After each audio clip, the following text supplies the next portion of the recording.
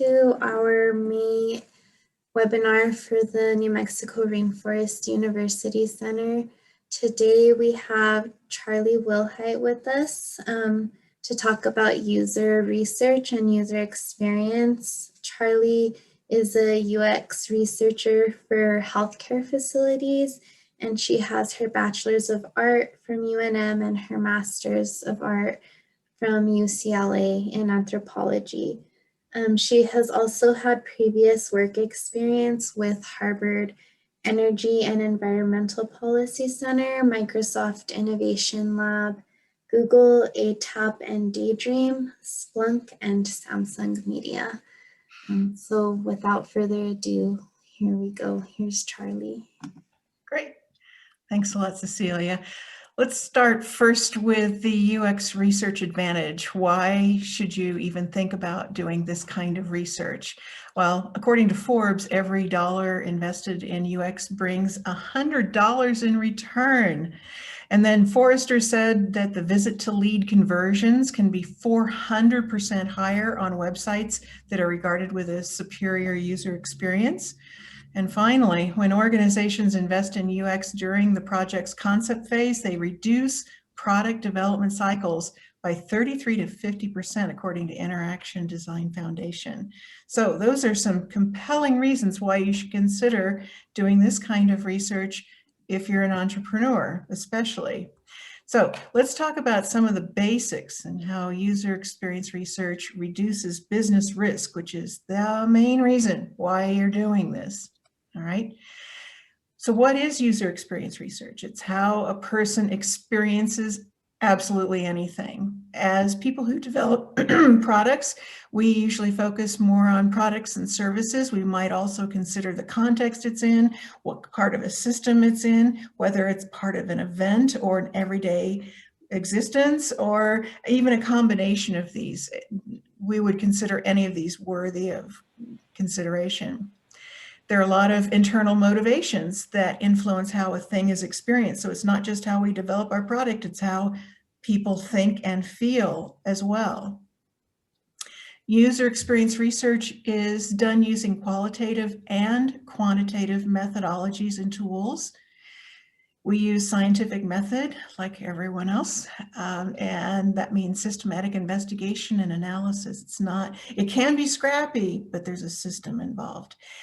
In product teams, we work with the UX designers, we work with data scientists, we work with the product managers, we work with sometimes even marketing, customer service, all that stuff. So in cross functions, all those different functions, but also having a vertical impact, everyone from the intern to the CEO to even outside stakeholders. User experience research has something of an impact under the optimal conditions. So I wanted to show you this. There's several different kinds of research that are done in the process of product development, and I wanted to differentiate those. Foundational UX is the exploration of a potential product or service. We're just trying to find out what's going on out there and how to create value. Proof of concept is strictly the demonstration of technical performance. In other words, does this thing work under specified conditions? And also the business model feasibility. There's a lot of research that goes into that. All of these things can happen approximately at the same time and even overlap each other. In fact, I think all of these groups would want to be talking to each other to stay coordinated. Once we've got that fairly along the road, we might move to evaluative UX, which is the refinement of the product and service usability. So we want to also make sure that the performance expectations are up to par. After that, we go with a large sample test of some kind, which might be a survey, it might be a beta test. And the point here is that the product execution meets product requirement document specifications. So in other words, is everything ready to go? So let's talk specifically then about those first two on the top, the foundational UX and the evaluative UX. There are actually 3 stages. In the foundational user research, we have generative and formative, and then evaluative at the end, which is generally user experience research. And then also, if you might have heard of lean UX research, and those are usually the combination of formative and evaluative. They might do some generative work, but they seem to spend more time because there's a great deal of iteration going on in the formative and evaluative stages. And of course, all of these stages involve talking to the users, talking to, if you will, the customers, if in fact they're the ones buying. We might also refer to those people in this presentation as participants, they're research participants. All right, so let's start first with generative research. We're talking about scanning that deep blue ocean. So you're going to investigate not just what kinds of things are people using now to deal with whatever thing you're developing, but you also want to know what else is in that landscape, what is part of a process, just understanding the entire context. You're basically doing discovery that leads to a deep understanding with a few users in the product development space, and that informs the product requirements document. So notice that I use the word inform. It doesn't give you the specifications, but it starts to give you the basis for what your product is going to do in the big wide world. I also said a few users. The point here is to go deep with a few people. This is not a large sample type of research. You're trying to understand big things. So the benefit here is that it provides a landscape of current practices and values, and your goals are to get use cases. You want to get principles about what your experience should be like, and also be able to say that you have now direction on the prototype features and behaviors. Again, direction, guidance. It's not the specifications themselves, you just have a sense of what those features and behaviors should be in your product. Formative is inductive and then deductive, and we'll go into that in just a moment. The purpose is to understand the most value-laden combination of product features and how they are delivered, and how to optimize desirability as well. Value-laden, this is where your value prop is. So the development phase is intimately informed by user needs and preferences.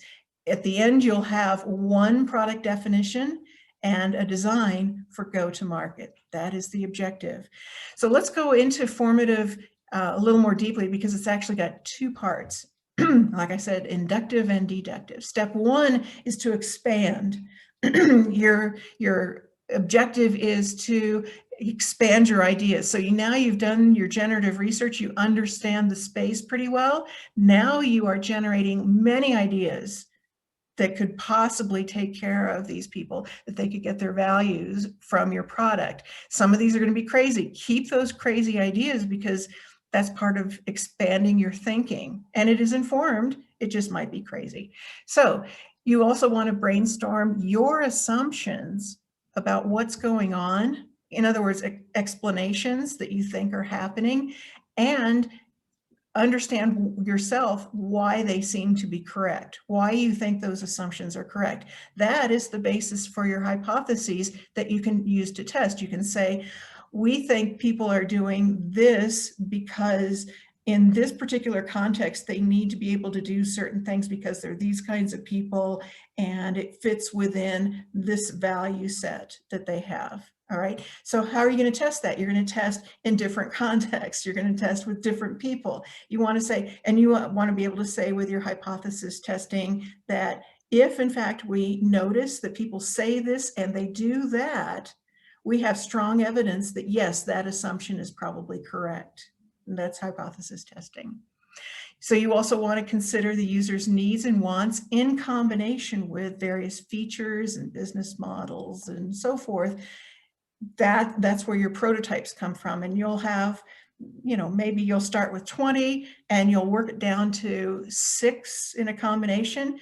Now you want to move down to step 2, which is your deductive, where you contract. You're starting to maybe rule out some of your prototypes, maybe combine other things together to eventually get to your MVP. So you want to test these prototypes with various users, and you need to be really brutal with yourself. You can't be sentimental about the way you envisioned something to work. You have to accept your empirical evidence. Can you have a gut feeling? Well, sure, but seriously, you have evidence now and you should use that because that's the reality. All right, finally, we have evaluative, and that's refining the product. At this point, your PRD, your product requirement document, should reflect very strongly what the users actually need. It also has all your technical specs for what you've been developing. And so at this point, you're trying to match the product design and execution to that PRD. That means that the product produces the intended outcomes in satisfying ways for the users. In other words, it's likely to succeed, right? I also want to reiterate at this point that we are still talking about the very beginning of the process, which is this product solution fit. Does this product create value for the user/customer? That's the entire objective.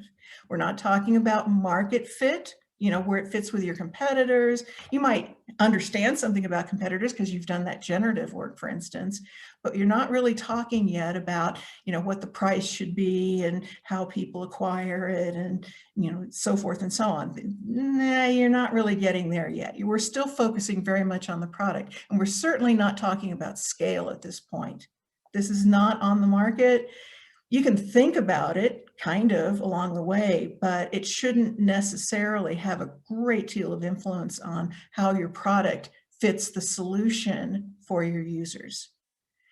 All right, so now we're going to talk about UX research for entrepreneurs. In other words, the ability to get out of your own head and sometimes out of the building, as they say. So for entrepreneurs, I gave this some thought and I thought, what are the basic things that entrepreneurs can probably hash out and take care of themselves? And I basically came up with 3 methodology types for generative, formative, and evaluative stages. The first one is generative. They can do self-reporting. They can tell you themselves without you being there what their lives are like, and using these kinds of products to handle this kind of a task, to satisfy this desire, whatever. And then the other one is in person, perhaps, whether it's remote or in person, interviews that have certain exercises. You can use card exercises and so forth. And you can also just do straight up observation. Then for formative, prototype iteration, which we already mentioned, and evaluative, which is your refinement tests. So basically that's what it comes down to. There are a lot more ways of doing this, but as an entrepreneur, you're not a researcher first. These are the kinds of things you can do. So let's start with generative. Again, blue ocean. They're going to do self-reporting. We call it a diary study, which is where users track certain behaviors at least once a day over a period of days. And you honestly don't need many, many days. It's probably best to just do 3 days and maybe a couple of times a day, depending on what it is you're testing. The cheap and easy tool for this, because there are a lot of professional tools that researchers use, but an entrepreneur could just use Google Form and give each person their own copy of that Google Form and let them go back to that form whenever they want, so they can refill it out. And there's that thing within Google Forms that allows you to do that. And of course, your results then land in a Google Sheet.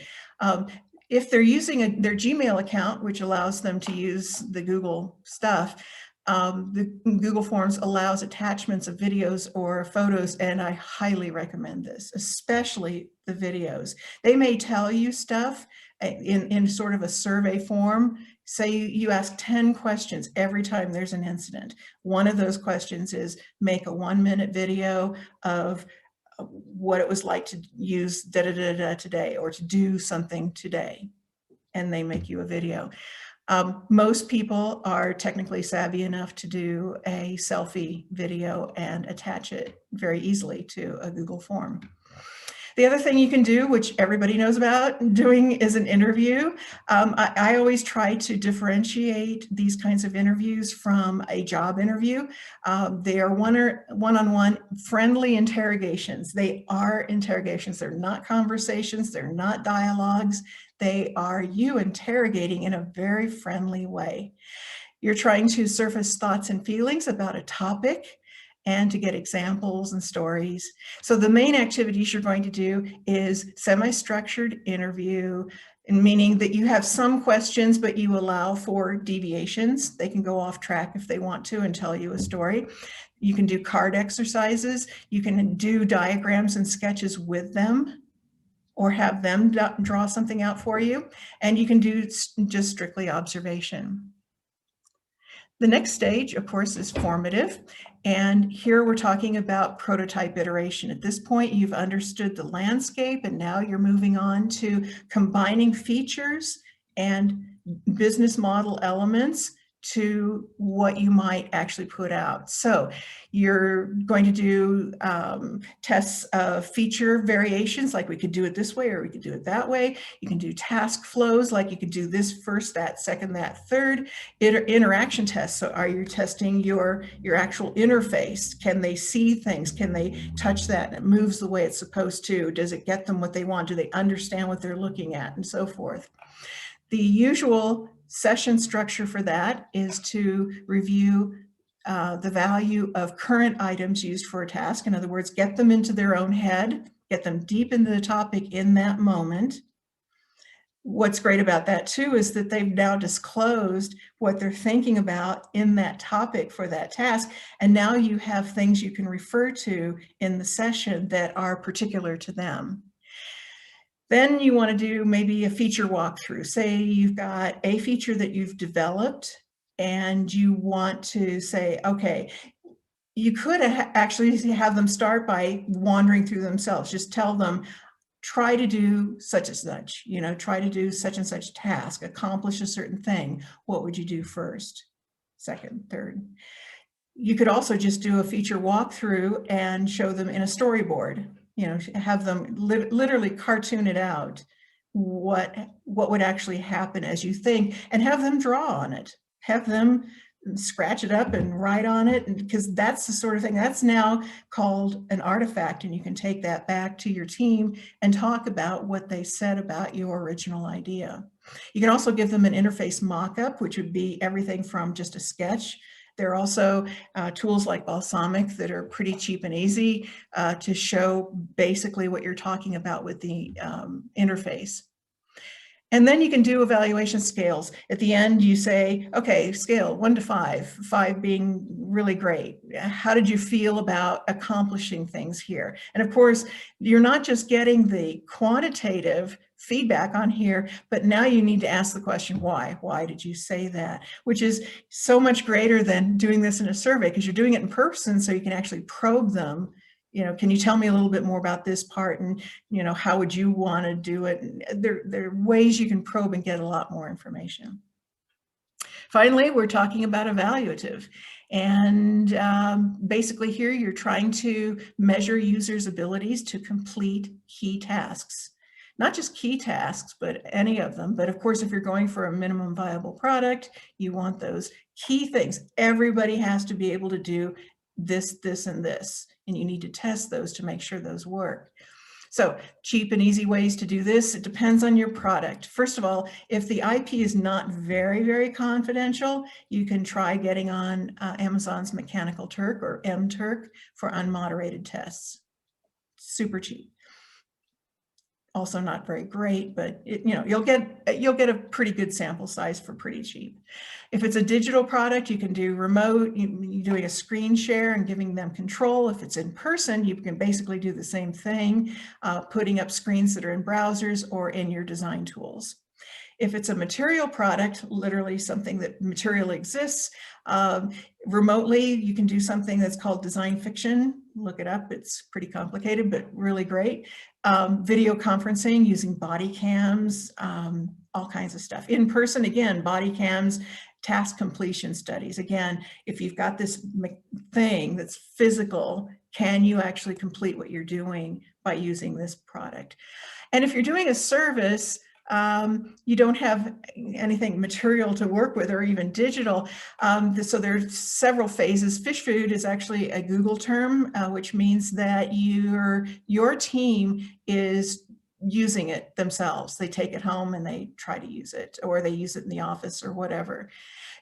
And if you're doing something super confidential within a larger company, you're talking about fish fooding. You don't want that information getting out to the rest of the company. Dog fooding has been around for at least 25 years. I first heard about it at Microsoft, but it may be older than that. It might be an Intel thing or something like that. Dog fooding means that the company is doing a test of your product. The entire company is, but it's not going outside the company. And a beta test is when you invite certain people, usually a large group of people. If you have a lot of customers, you know, I invite a couple hundred people to test your stuff. This is outside the building, but it's people that you sort of know. You have some sort of relationship with them. And then after that, you're public. All right, so let's talk about data collection. Let's talk about preparing for data collection first. And we're going to go all the way back to generative, actually. So remember that you're learning. So at this point, you need to interrogate yourself. What do you need and want to know? What do you need to know? Exactly. And don't just be superficial about it. Get very specific. What do you think you already know about what you think you know? Those are your assumptions from which you get your hypotheses that you can test in real life. How strongly do you feel that you really know it? Sometimes you don't actually know it extremely well. And if you can be honest with yourself, say, well, this part of it I'm not so sure about because I've never really seen that. I just maybe, you know, I assume it's true because if such and such exists, then such and such must be true. You're using if-then logic, or you've got some sort of a bias. You want something to be true because it suits your values, for instance. So you need to get very real and write this stuff down. Learn from yourself first. Second, you want to think ahead before you talk to anybody. What answers might you expect to your questions? So if you have some questions already, think ahead about what you think people are going to say about that. And then test each question. Why do you need to know that? What does asking this question accomplish? Don't bother asking questions if you have no action idea afterwards. Maybe you're setting up a case, you're starting with a question like a lawyer does, and you're moving from one question to the next, and that's cool, but understand that you're making a case. You're trying to understand something systematically, all right? Also ask yourself, what would be a surprise? What would be really bizarre if somebody said this? And try to understand why somebody might say that. And they may, actually I can guarantee this, whenever you're doing research, you are going to be surprised. The real world is nuts. You see people doing and thinking things that you couldn't have possibly guessed ahead of time. So even if you're thinking about surprises ahead of time, it's helping your brain be receptive to complete surprises, all right? And think about what kinds of customers might give certain answers. Are there some people who would say this, but other people might say something different? And again, you're not necessarily saying this is going to happen because you're really just preparing your mind for maybe categories and expanding your brain for what could be out there. That's the whole purpose of this. So there are several ways that you can structure your interviews. One, you want to start with broad questions, the current state of things and the background that they can present to you. And also, when you're structuring your interviews, make sure that you're trying to keep a flow of thought. So one of the worst things you can do in an interview is to have people talk about this and then go way over and talk about a completely different topic and so forth. So you want to cover topics in sets and then have each of those sets layer on the previous one. So they're actually building a flow, a train of thought. The best way to do this is to make a guess about it and then to try it with somebody, or as we say in research, to pilot it with someone. Are you actually going with a flow of train of thought? So here's an anecdote from some research that I did recently, actually. When customers say in interviews that they trust authoritative figures more than peers online, you need to iterate the research itself. In other words, if you're going to then do a later quantitative study with a much larger sample, the follow-up survey should not present an online community idea, because they already told you, a number of people already told you that they trust authoritative figures more than peers online. So the idea is, when multiple people tell you something, as they say in Me Too, believe them. Now you should certainly dive into that and find out what's really going on, get expansion on those thoughts. But if multiple people are telling you something, you can see a definite trend, even with a small sample, your follow-up research should layer on that and not just ignore it. Okay. So let's talk about some participant tips. Tell your participants that the purpose is product development. In other words, you can tell them you're not going to find quotes or your photograph on a billboard by a big highway. It's not part of marketing. It's not going to be in our brochures. It's not being on our website, et cetera, et cetera. Tell them that the purpose of this is going to be confidential, so it will stay within your enterprise. If you're an entrepreneur, it's staying within your company. And tell them that you're going to keep your word, and make sure you do. Make sure that it is really secure and nobody talks about what they said. Everything stays within your walls.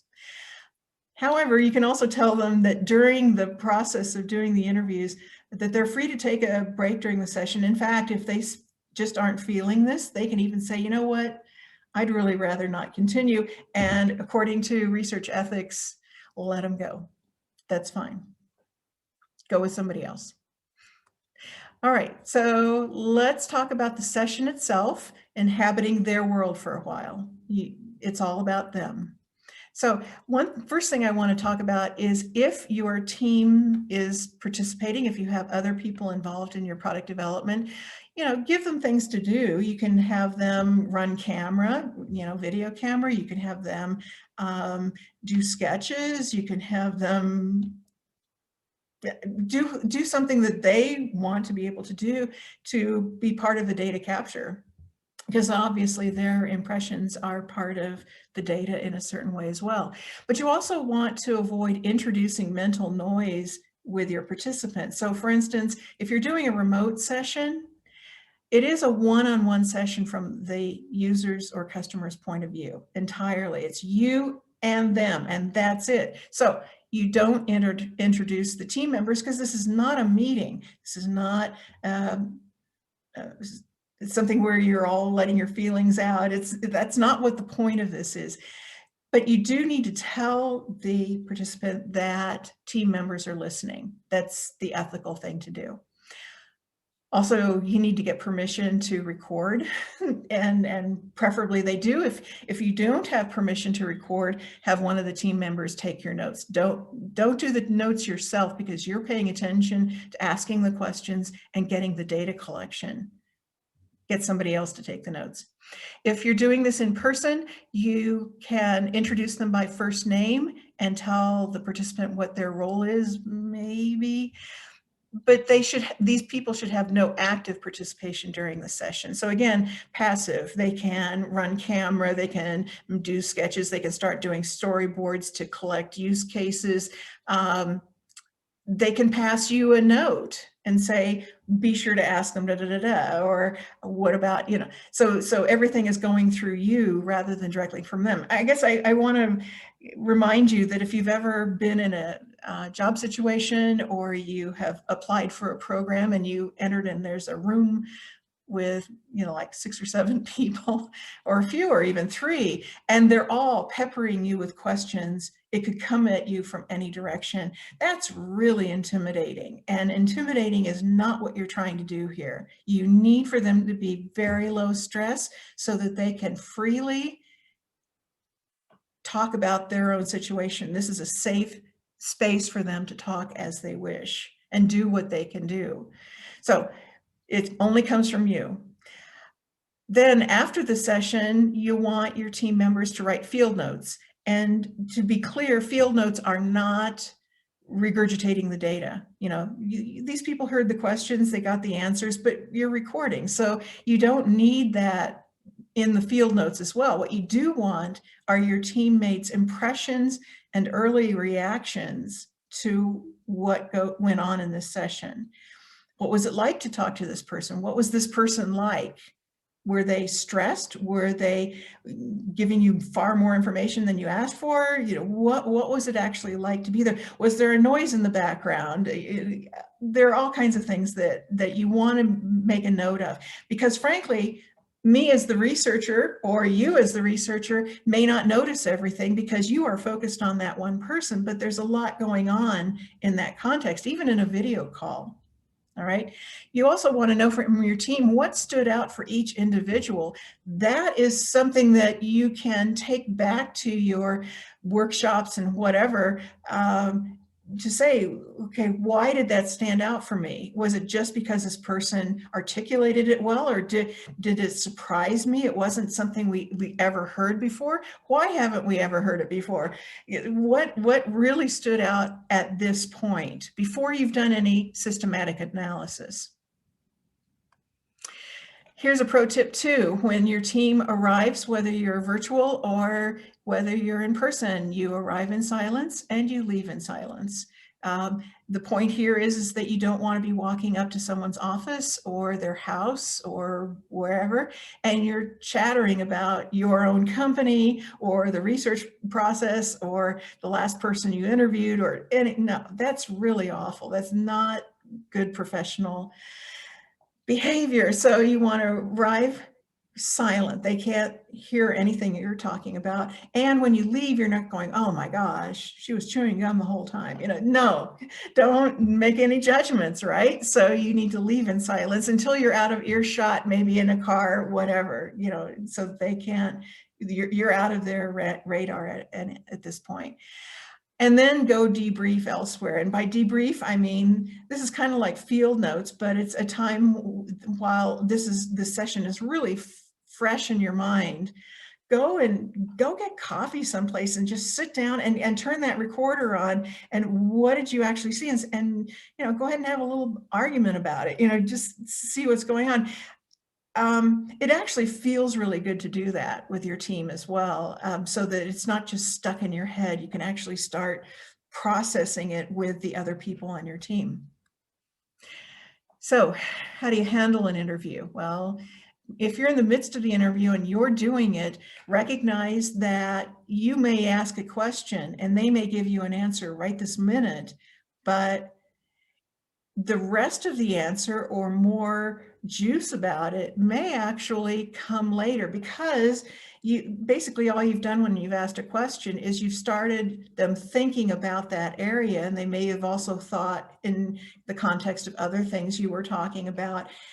And what you really want to get out of these sessions is new thinking.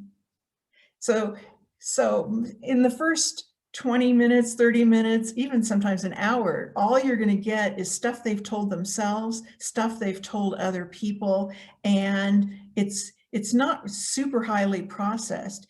It's after that point when you've really gotten deep into this, I call it a hypnosis actually, when somebody is so deep in the thinking that they start coming up with new ideas. So they might say, okay, so this is how I think. And then 20 minutes later they go, wait a minute, I actually don't think exactly that way anymore. And then they'll give you an example about what changed their minds. I'm telling you this because it's happened to me so many times, and it's great. So they tell you why They've changed their minds, and what's changed in their values and changed how they do something with other people, whatever. And now they've arrived, wow, maybe it's really more like this. And now you can say, well, what's going on in that? You know, da, da, da, da, da. So you get past their example and go into, well, what is that fleshing out to be? That is some real gold. Just FYI. Also, don't explain why you're asking a certain question. Why are you asking? Well,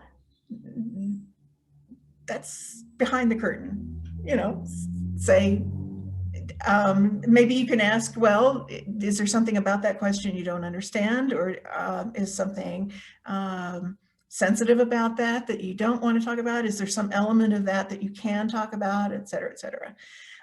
But don't explain why you're asking your questions. Another thing too is that when some people do interviews for advertising and marketing, they're looking for a zinger quote. They're looking for something that in less than 10 words is just, wow, that conceptualizes how people are thinking and how this person thinks so well. It's the sort of thing you might actually put on your website, right? But that's not the goal. When you're doing product development, it's nice to get stuff like that because it's very compact and you can use that to talk to the rest of your team, but that's not the goal. You're trying to get something that's a little more abstract. And then another thing too is that when you're interviewing people, let them think. Like, so say you ask a question and they give you an answer. This is kind of like point number one, you know, maybe they'll give you that first knee-jerk thing that they've told themselves a million times, but now don't just jump right in. Again, this is not a conversation. You're trying to learn from these people. So go ahead and let there be some silence because they might elaborate. You know, you don't know which direction they're going to go. Sorry, my cat just contributed. Okay. All right, moving on. So there are 3 ways to be a friendly interrogator. The first one is that there's no judgment. Again, this is not a job interview. You're not even a therapist. You're there to learn from these people. So if everything they say is true, you can tell them they can say nothing wrong. Now, that doesn't mean that you need to accept everything they say is true. In fact, what you can do is hear them say something, and if you aren't really sure that really meshes with everything they've said, maybe it's that's something they wanted to tell you because they wanted you to get off the topic or something. They don't want to talk about it. In other words, you can actually come back like 10 or 15 minutes later in the course of your other questions, maybe reword it a little bit and approach it from a different angle. Try to find out, triangulate your data, in other words. Get it from one source, now get it from another angle and see if they're saying the same thing. In psychology, surveys are always set up like that. They ask it like 3 different ways. And I've actually had an interview participant answer one of my questions, and it really didn't answer my question. It didn't fully explain what I was asking. So I just pretended that I was going on to the next question, but in fact, I was just rewording my last question. And she got, you know, furrowed her brow a little bit, and she said a little bit more about that. And I go, okay, cool. All right. So I looked down at my paper and I said, okay, so let me ask you this then.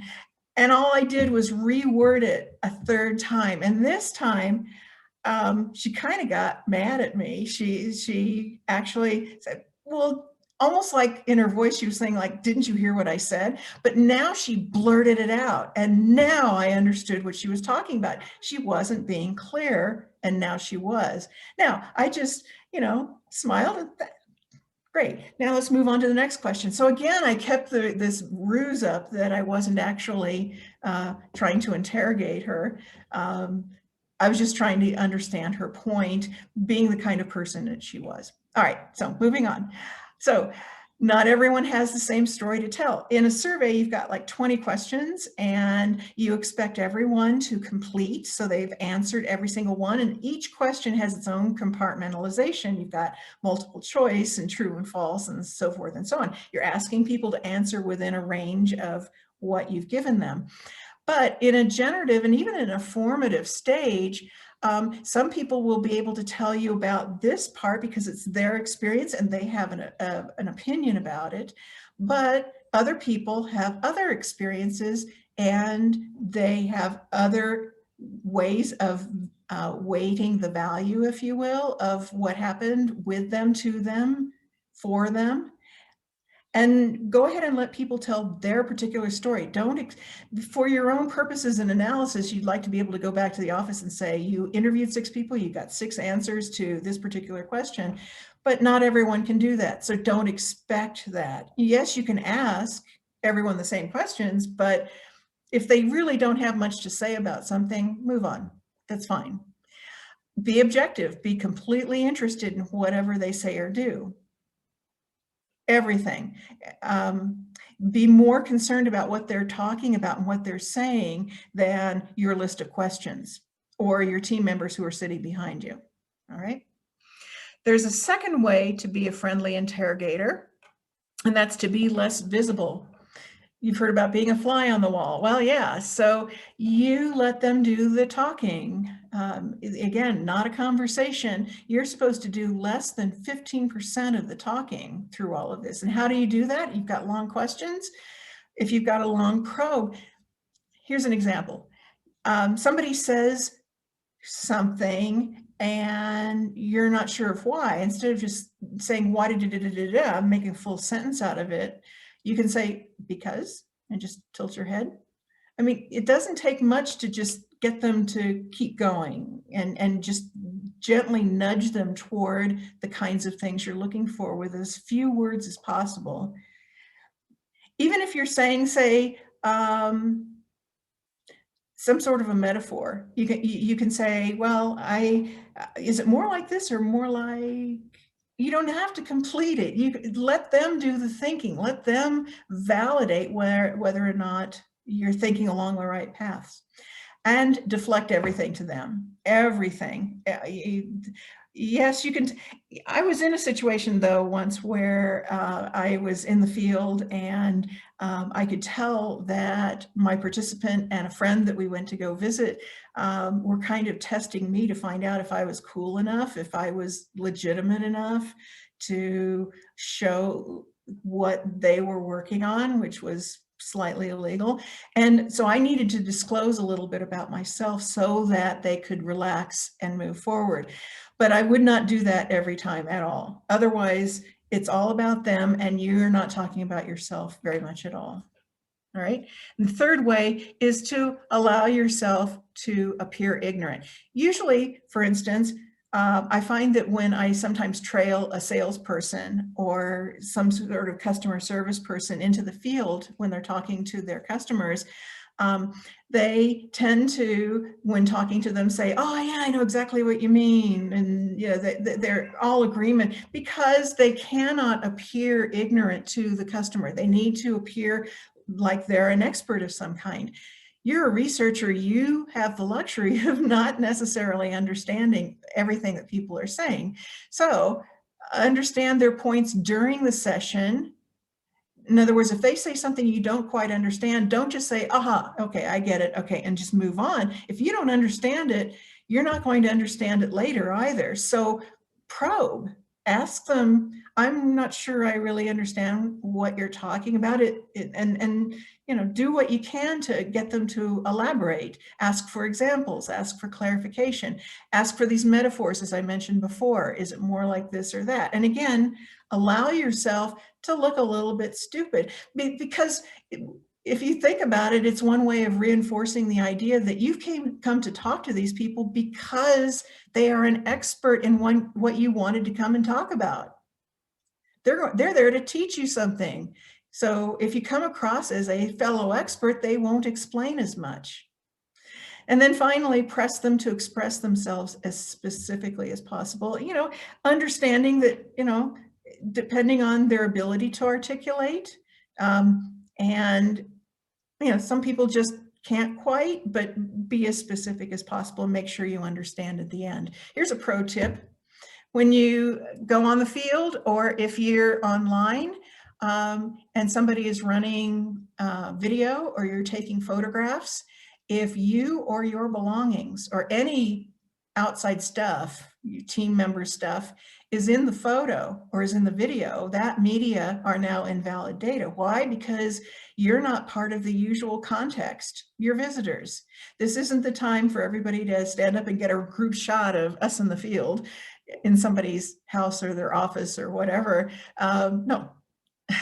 If you're getting media data, it has to be stuff that comes from the people you're talking to and not introduced from the outside. And then you want to close professionally. So you're at the end of the session. You want to finish by asking them if there's anything else they'd like to ask or tell you, because sometimes you've raised certain thoughts in their minds and you didn't ask a question that actually addressed that particular thing, but they're just holding it in their minds. Go get it. That's really valuable stuff. Also, ask if you can follow up with them if you have other questions. They always say yes. I hardly ever have a follow-up question, but once in a while I do. And it's just a nice, we're not fully saying goodbye necessarily. It was nice meeting you, but this is a nice way of saying that. Also, thank them profusely. First of all, they allowed you this time and access to their personal or professional lives, and just be very profuse in thanking them for what they've done. They've not only done all that, but they also opened up their brains to you, their emotions. And that's kind of scary, or maybe not. But in any case, they did something with you that they don't do with a lot of other people. So thank them for doing that. And consider giving them some sort of a small gift, like something that's, I don't know, depends on the participant. There's some that you need to give a little more of a gift to, as long as they're not government affiliated. If they're government affiliated, it's off limits, and they know that, by the way. But everyone else, everything from a gift certificate to a coffee shop to maybe something that they can actually use in their business that costs less than $25, $30, something like that. All right. Now let's talk very briefly about making sense. This is the analysis and synthesis of what you've just found. Obviously, there's a ton to say about this, and depending on the product, there's a lot more to say about this. But here are just the basic things that you want to think about. What are the key learnings from this particular customer? And then, of course, later you can pull those key learnings about all of them and start conceptualizing, tagging them, or as we call them, coding them with some sort of a concept. And then go back and look at your research questions and hypotheses and ask yourself what can be said about what you set out to learn, and start answering those hypotheses. Did you actually test your guesses, your assumptions, and how did those come out? And how might that then have an impact on your follow-up actions, whether it's changing a prototype, changing the business model in general, whatever. And now you can also start creating archetypal user models. Some people call them personas. I call them archetypal user models because they don't introduce any kind of bias. Personas often say, okay, here's Julie and she's got blonde hair and she studied chemistry in school, and you don't need to know any of that stuff, or probably to do your product development. Only use the criteria that you actually need. Otherwise, there's a chance that you could introduce bias, ethnic bias, age bias, gender bias, all kinds of things. And they may not be pertinent to the way you design your product and come up with your business model. So only stick to those things that are important. So you want to be able to ask about each of the people you talk to and each of the things they talked about as someone who values X. So look at their values as someone who values X, I want the ability to do Y. So this person who values this wants to be able to do this so that they can achieve Z. This is sort of like the jobs to be done way of doing things, but jobs to be done is a little more marketing, and this is more directed toward product development. I'm going to leave the analysis part here because there's so much more to say, but those are the basics. And from here, I'll take questions. Hey, Charlie, we had a couple of questions in the chat. The first one is, how many users do you recommend reaching in the generate stage? Generative. So I've sometimes done it two different ways. One, I've talked to as many as like 7 people, sometimes less than that. I've also done it iteratively. So maybe I start by talking to somebody, I go back to the team, we say, okay, can we learn a little bit more about that and a little less about that? I go out and talk to somebody else, and I'm doing it iteratively. So I just do as many people until we get to the point where we start feeling like we're hearing the same thing over and over again. And usually that's under 7 people. Okay.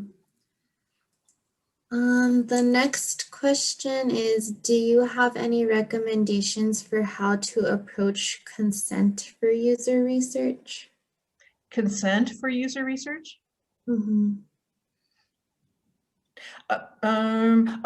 So you're talking about recruiting people? Yeah, like getting consent from the users, the people who you'll be questioning. Yeah, so when you're talking about something that's super sensitive, like money or healthcare or something like that, it is really sensitive. And I suppose the best way to persuade people is, one, your product is meant to help people like them potentially.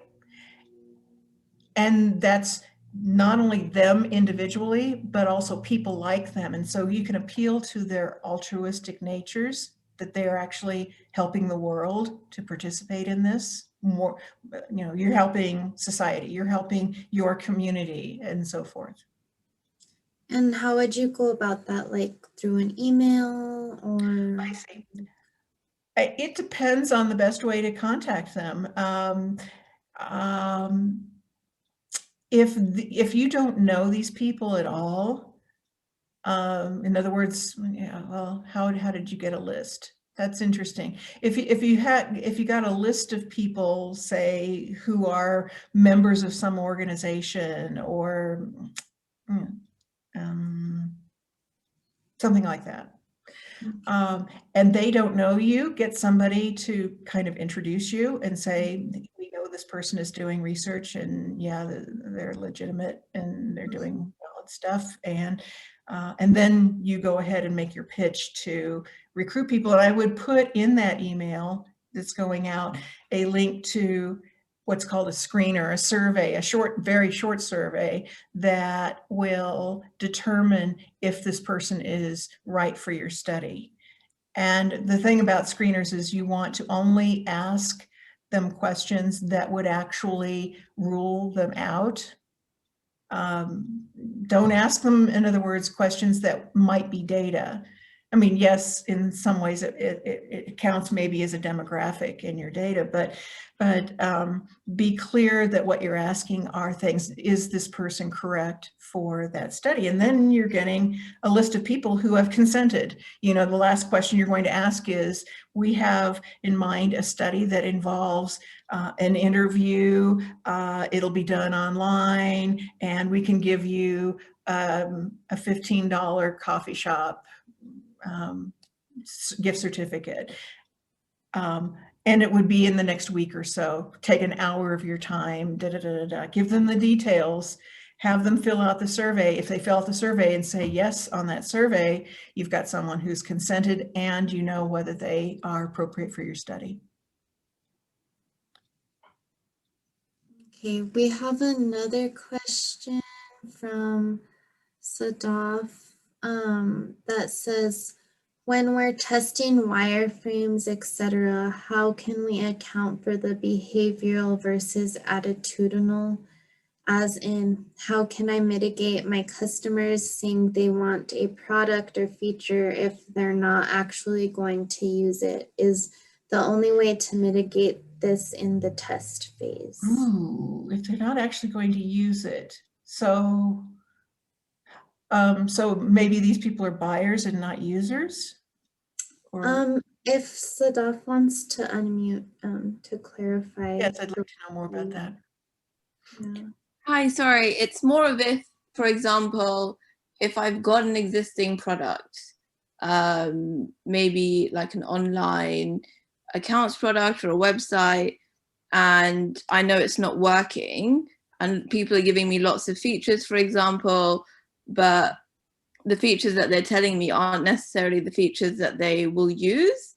I'm just trying to understand how to mitigate that, because I think I was reading somewhere that people like blue sky thinking in terms of what they want in terms of features, but when it comes down to using them, they don't necessarily do that. And I'm just trying to understand at what point would I filter those out, because I don't want to be at a stage where I have to develop a product. Okay. And then how are you in contact with these people? Are you on the phone with them? Are you doing online testing, anything like that? It's more online testing. Okay. I'd come right out and ask them if they've told you this is not something that they would use, ask them why they're mentioning it. No, it's more like, for example, if I create a bells and whistle website, and I've done it because loads of people tell me that they want a website and they want the ability to say buy through the website, but also browse the catalog, and then chat to their friends. And I build it based on the insights that they've told me. But when the website launches, they don't use the chat function at all. It's more how to mitigate that. I see. Wow. Can we take this offline? Maybe I can talk to you directly about this, because I would actually want to think about it. That would be really, really helpful. Thank you. Okay. You can see my email address up there. Go ahead and write to me and let me know. Okay, fab. Thanks. Sure. And there's another question. Do you have any recommendations for software to use when coding your interviews?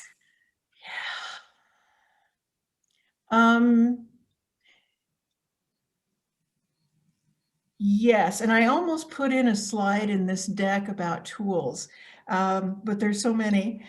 I guess my fallback is always like Excel or Sheets, and that's because you can color code the fonts and the cells themselves, and that's valuable. You can also use the sorting and filtering features to help you find, say, all the people who said da, da, da, da, or referred to this kind of a concept. It's just my standard. Everybody's got it, and it's not perfect at all. Usually I try to put only as many as 3 codes per comment. And of course, those codes are not somebody commenting about a red dress or something. You want to make codes that are conceptual. You know, they are referring to this concept. And the reason for that is because then after you finish coding, you're not looking for people who mention red dresses. You're looking for people who mention this concept and maybe variations on that concept. So I find Excel to be just a standard. There are others that are emerging. For some reason in the user experience world, people are starting to pay attention to providing user experience research with pretty decent tools that are just starting, and some of them I honestly haven't even seen, but I've heard people talk about them. Another thing, though, that's available, if you're kind of in a Post-it note kind of mode, go for a digital whiteboard. And use different pages, say, for different concepts, or use the different colors for, they're like Post-it note kinds of things. You can also use digital whiteboards for working with your participants and showing them, okay, this is the way we see the process, or have them say, how do you conceptualize? You can also use it for information architecture, all kinds of stuff. So I would also recommend digital whiteboards. Oh, wait, there's another one. Trello, Trello.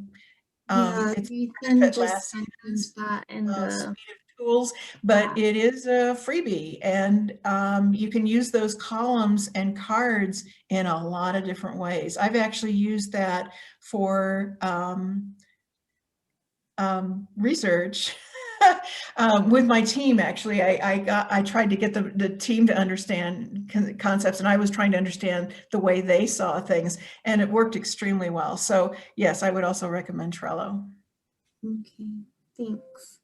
And we have just one more question from Nathan, again about consent. Is formal consent like a written agreement needed? Is this bordering on human subjects ethics? Yeah. If you're doing something under the university, yeah, we're talking about the human subjects. Probably, they probably have a review board to make sure that your study is correct. And that's especially important for very personal things, psychology, people coming up with products for disabilities and so forth. Otherwise, we have something that's called an NDA, a non-disclosure agreement. It's considered mutual, which is to say that I promise not to disclose what you're saying, and you promise not to talk about what we just talked about. Usually, the shorter, the better, the less legalese, the better. And so you should work with an attorney to get like a 1 or 2 pages at the most, and have them sign it electronically ahead of time if you can, otherwise on paper. Okay. Well, thank you. That was the last of our questions, and our time's about up. That was a wonderful presentation, Charlie. Thank you so much. We're happy to have you. Thank you everyone for attending. Feel free to reach out to Charlie with any more questions that you may have. She said she'd be happy to talk with you more. And we'll also be sending an email after this with the recording, and then a quiz if you're looking to earn your entrepreneurial capabilities certificate. So thank you everybody, and have a good rest of your day. Thank you, Charlie. Bye-bye. You're welcome.